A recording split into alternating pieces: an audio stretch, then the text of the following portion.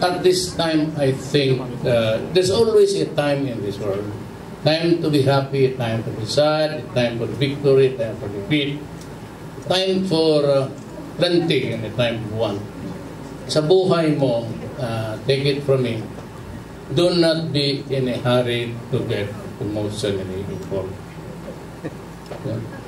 Yung, wag ka munang, kaya mo muna silang they adore you, a lot of guys would adore you, but do not fall into the trap na minsan magtanag, tapos, you know, I said, that's the time for it.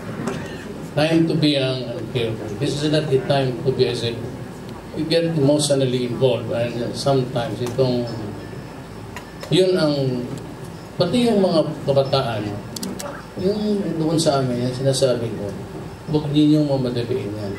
Putang dadating rin yan. And I'm sure that if we find the right man, maybe, at this time, enjoy life because yung emotionally involved pa minsan, kasi sira talaga po kayo. Nakakasira talaga yung in love dyan. Tapos, kagaya ng mga movies, do not fall into that trap. Make yourself an exception. I said, I value the friendship of your Taiga family. Tapos, I was there and at least some of you supported me.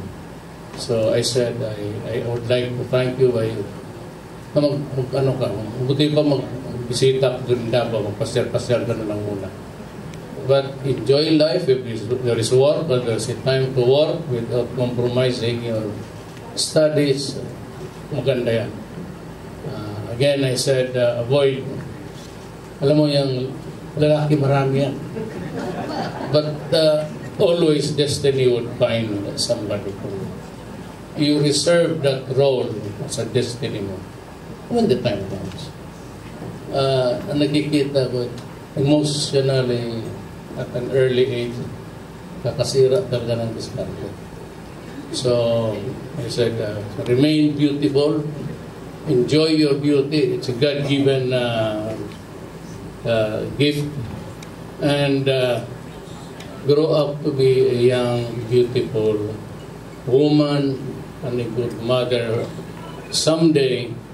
And I'm there sa Davao. Kaibigan ko nanay mo, nag-report na sa Malacanang yan eh. Sabi ko, ba't tayo, sa aking mga tumulong sa akin, I will have a position to serve. So, you're always welcome to visit Malacanang or Davao. Maybe we can have coffee or anything. And pagdating mo ng panahon, baka ikaw naging maging gobernador. Ha? Ganun yan eh. So, good luck, happy birthday, and may your beauty last for 1,000 years.